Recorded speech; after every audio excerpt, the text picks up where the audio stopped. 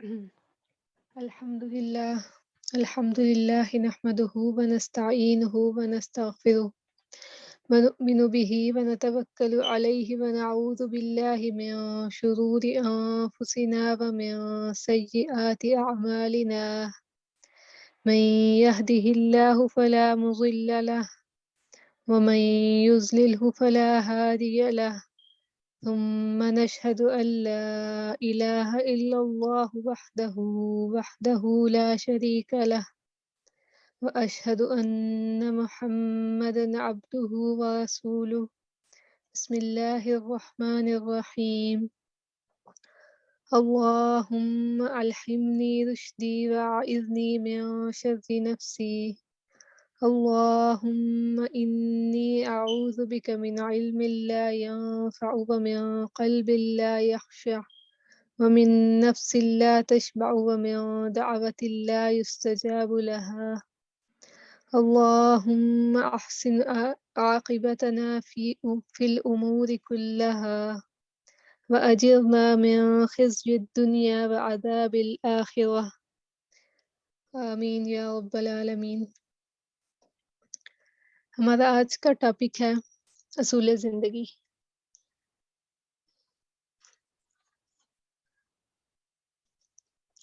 اصول کا مطلب ہوتا ہے کہ کوئی بھی طریقہ، کوئی دستور یا کوئی بھی قانون۔ اصول زندگی کا مطلب بنے گا کہ زندگی گزارنے کے طور طریقے، زندگی گزارنے کے قاعدے قانون۔ ہر شخص کی زندگی میں کچھ اصول ہوتے ہیں، آپ کی زندگی میں ہوں گے، میری زندگی میں ہے کہ ہم نے کن اصولوں کے مطابق اپنی زندگی گزارنی ہے۔ اور کئی دفعہ ایسے ہوتا ہے کہ ایک ہی معاملہ ہوتا ہے اور لوگوں کے اس کے بارے میں مختلف اصول ہوتے ہیں۔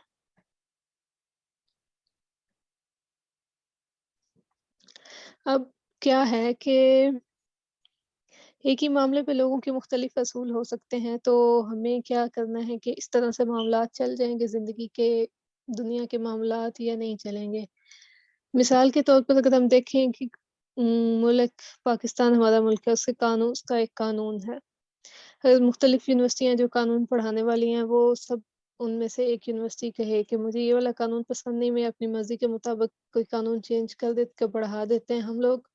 دوسری یونیورسٹی والے کہتے ہیں ہمیں فلاں والا قانون پسند نہیں، ہم اپنی مرضی سے چینج کر کے یہ والا قانون پڑھا دیتے ہیں۔ تو کیا اس طرح سے بات ایکسیپٹیبل ہوگی؟ نہیں ہوگی، کیونکہ قانون سب کے لیے ایک جیسا ہے۔ تو پھر ایسا ہو سکتا ہے کہ ہم کہیں کہ ہماری اپنی زندگی کے جو قانون ہیں، ہم نے اپنے قانون اپنی مرضی سے بنانے ہیں، یہ ممکن نہیں ہے۔ تو ممکن نہیں ہے تو پھر ہم نے قانون اگر اپنی مرضی سے نہیں بنا سکتے تو ہم نے کہاں سے قانون کو لینا ہے؟ ہم نے کس بنیاد پہ فیصلہ کرنا ہے کہ یہ قانون ٹھیک ہے اور یہ قانون نہیں ٹھیک؟ اس کے لیے ہمارے پاس ہے شریعت۔ شریعت کے اندر ہمارے پاس آتا ہے قرآن، آتا ہے سیرت آتی ہے۔ قرآن کی اہمیت پہ ہمارا پہلے لیکچر ہو چکا ہے، حسن قرآن والا۔ تو ہم بات کریں گے آج سنت پہ۔ اس میں ہم بات کریں گے کہ سیرت سیکھنا کیوں ضروری ہے۔ آیت ہے سورۃ الاحزاب کی، آیت نمبر 21 ہے، لَقَدْ كَانَ لَكُمْ فِي رَسُولِ اللَّهِ أُسْوَةٌ حَسَنَةٌ۔ تحقیق تم لوگوں کے لیے اللہ کے رسول کی زندگی میں اچھا بہترین نمونہ ہے۔ یعنی قرآن کہہ رہا ہے کہ اللہ کے رسول کی زندگی میں تم لوگوں کے لیے اچھا نمونہ ہے، تو مطلب اچھا نمونہ ہے، آپ نے اسی کو فالو کرنا ہے۔ قرآن ہمیں حکم دے رہا ہے تو ہم نے اس کو فالو کرنا ہے۔ اب سیرت النبی کی اہمیت سے تو آپ سبھی لوگ واقف ہوں گے کہ کیوں کرنی ہے۔ بہت سارے لوگ اس پہ ہائی لائٹ کرتے ہیں، بہت پڑھا ہوگا آپ لوگوں نے۔ لیکن بیسیکلی میرا آج کا فوکس جو ہے وہ سیرت النبی سے ہٹ کر سیرت صحابیات ہے، کہ سیرت صحابیات، کیونکہ ہم لڑکیاں ہیں تو ہمیں لڑکیوں کو فالو کرنا چاہیے زیادہ۔ ہمارے لیے مطلب جن کے ساتھ ہماری زندگی کی سملیرٹی زیادہ ہوگی وہ صحابیات ہوں گی۔ تو ہم آج دیکھیں گے کہ ان کو کیوں اس کو سیکھنا ہمارے لیے کیوں ضروری ہے۔ قرآن پاک کی آیت ہے سورۃ الاحزاب کی آیت نمبر 6 ہے، النبی اولیٰ بالمؤمنین من انفسہم وازواجہ امہاتہم، یعنی یہاں پہ اللہ تعالیٰ کہہ رہے ہیں مومنوں کو کہ نبی جو ہیں وہ تم لوگوں کی اپنی جانوں سے زیادہ تم پر فوقیت رکھتے ہیں، مطلب اور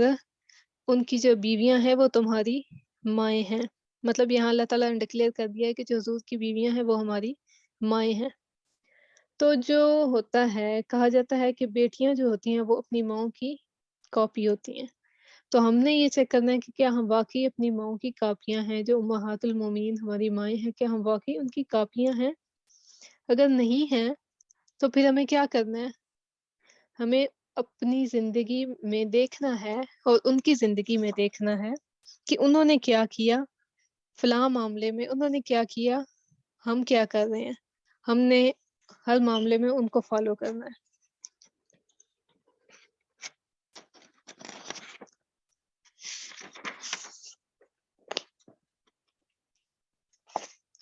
کیونکہ میرے مطابق، ویسے میرے مطابق بھی اور سب کے مطابق ہی زندگی ہر لڑکی کے لیے سیرت و صحابیات سیکھنا بہت زیادہ ضروری ہے، بہت زیادہ، مطلب لڑکیوں کے لیے اسپیشلی یہ زیادہ ضروری ہے۔ اور دوسری بات یہ بھی ہے نا کہ ہماری مائیں بھی ہیں، اس کے علاوہ یہ ہے کہ صحابیات نے ہمارے لیے بہت زیادہ کوششیں کیں، ہم تک دین پہنچانے کے لیے صحابہ نے، صحابیات نے۔ حضرت ابو سعید خدری سے روایت ہے کہ عورتوں نے نبی صلی اللہ علیہ وسلم سے کہا کہ آپ کی مجلس میں ہمیشہ مردوں کا ہجوم رہتا ہے، لہٰذا آپ ہمارے لیے ایک الگ دن مقرر فرما دیں۔ چنانچہ ایک دن متعین کر کے آپ صلی اللہ علیہ وسلم ان کے پاس تشریف لے گئے اور واعظ و نصیحت فرمائی اور ان نیک کاموں کا حکم دیا۔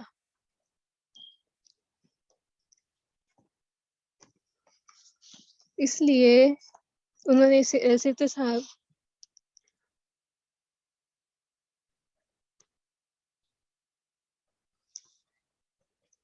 صحابیات نے نہ صرف دین کو سیکھا بلکہ آگے بھی پھیلایا، اور آج تک ہمیں جو دین پہنچا ہے وہ صحابہ کرام اور صحابیات رضوان اللہ علیہم اجمعین کی کوششوں کی بدولت ہی پہنچا ہے۔ اس کے علاوہ بات کچھ مثالوں سے وضاحت فرماتے ہیں تو زیادہ اچھے سے بات سمجھ میں آتی ہے، زندگی ریئل لائف کی ایگزامپلس کے ساتھ بات کی جائے تو زیادہ اچھے سے سمجھ میں آتی ہے۔ تو ایک سینیریو لیتے ہیں کہ دو میاں بیوی ہیں، بیوی عمر میں بڑی ہے، مال و دولت بھی زیادہ ہے، تو ایسے میں بیوی کو شوہر سے کیا سلوک کرنا چاہیے؟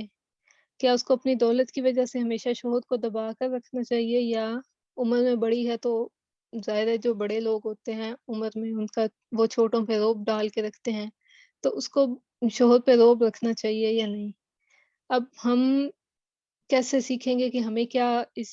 میں ایسی سچویشن میں ایک بیوی کو کیسا رویہ رکھنا چاہیے؟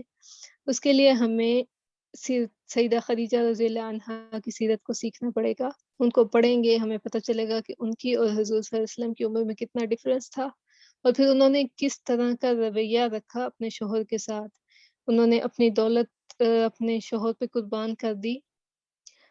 ہر معاملے میں مالی مدد کی، انہوں نے کبھی اپنے شوہر کو یہ تانا نہیں دیا کہ میں امیر ہوں، میرے پاس پیسہ ہے، آپ کے پاس تو کچھ بھی نہیں ہے۔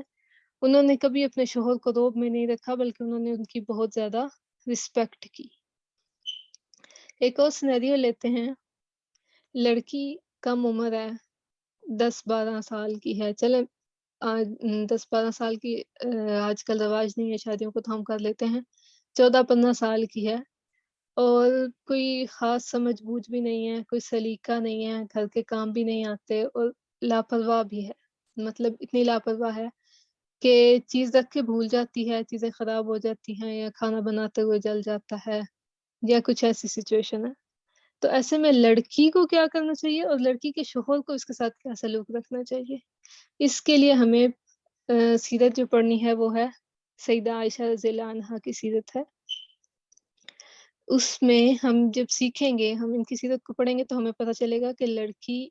اتنی لاپرواہ، اتنی کم عمر لڑکی کس طرح سے آگے جا کر اتنی اچھی آپ کہہ لیں کہ اتنا زیادہ نالج آ جاتا ہے اس کے پاس کہ اکثر صحابہ کرام بڑے بڑے صحابہ کرام ان سے آ کے مسائل پوچھتے ہیں، تو وہ کس طرح سے انہوں نے اس سب پہ اوور کم کیا، اور کس کی مدد سے، ظاہر ہے حضور صلی اللہ علیہ وسلم کی ان کے ساتھ بہت زیادہ مدد شامل تھی۔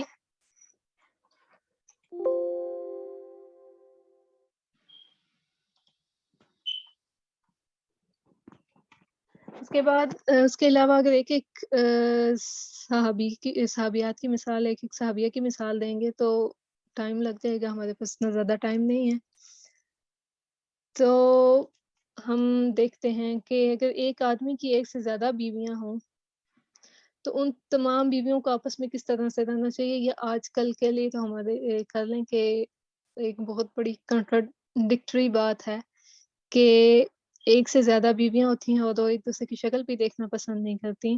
اس کے لیے ہم جب امہات المومنین کی ہم سیرت پڑھتے ہیں تو ہمیں ایک جگہ پہ پتہ چلتا ہے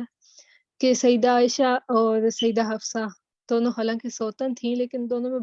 بڑی اچھی اور بڑی گہری دوستی تھی۔ باقی سب کا بھی سلوک بہت اچھا تھا، لیکن ان دونوں کی آپس میں بڑی گہری دوستی بھی تھی۔ حالانکہ دونوں کی عمر میں زیادہ گیپ نہیں تھا، باقی جو صحابیات تھی نا ان کی عمر میں اور ان کی عمر میں تھوڑا زیادہ گیپ تھا، تو ایسے میں پھر بھی تھوڑا کمپرومائز ہو جاتا ہے، لیکن ان دونوں کی عمر میں زیادہ گیپ نہیں تھا، تو پھر بھی یہ دونوں بڑی پکی سہیلیاں تھیں۔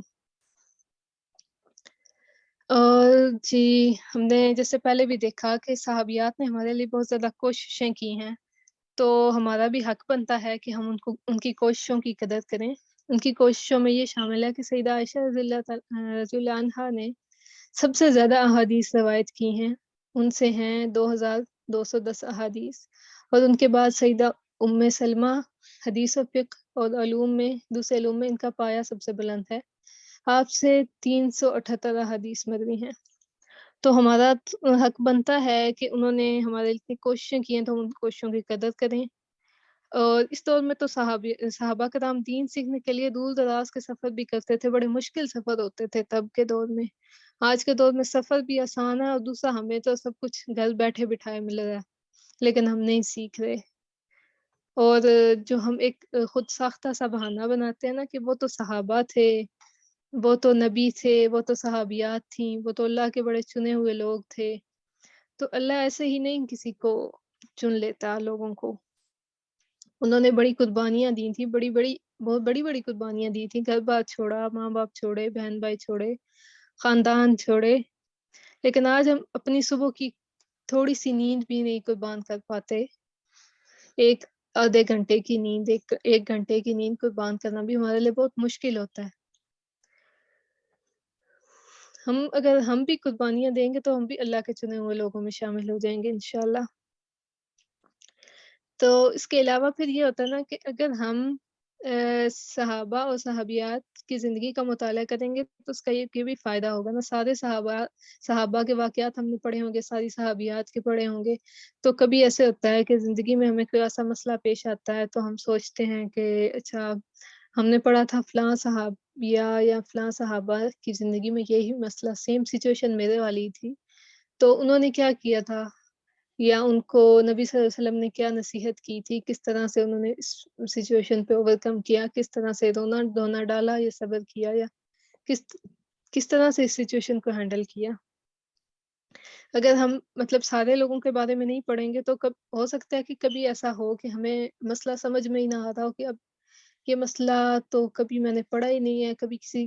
ایسے فار ایگزامپل سیرت النبی میں ہم نے کبھی پڑھا ہی نہیں ہے، تو میں کیسے اس مسئلے کا حل نکالوں، تو اس کے لیے ہمیں سیرت صحابہ اور صحابیات بھی پڑھنی پڑیں گی۔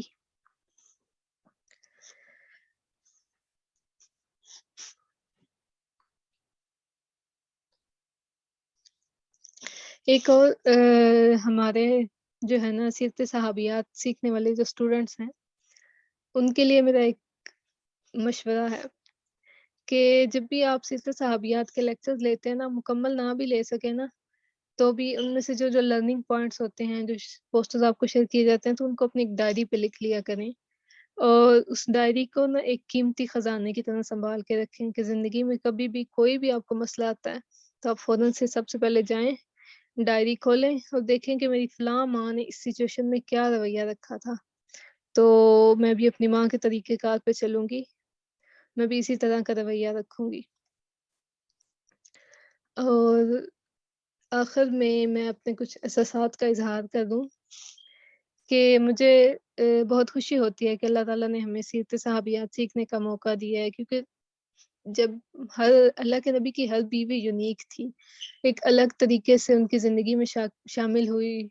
ہر ایک کا اسٹائل الگ تھا، ان کا مزاج الگ تھا، تو سب کے بارے میں سیکھتے ہیں تو کبھی کسی نہ کسی سچویشن پہ لگتا ہے کہ ہاں یہاں پہ انہوں نے ایسے کیا، ہاں ہمیں بھی ایسے کرنا ہے، ہماری ایسے کوئی سچویشن آئی تو میں بھی ایسے کروں گی، تو بڑی خوشی ہوتی ہے۔ اور دو لوگوں کے لیے بڑی دعائیں نکلتی ہیں دل سے، ایک وہ جنہوں نے مشورہ دیا تھا کہ سیرت صحابیات سکھائی جانی چاہیے،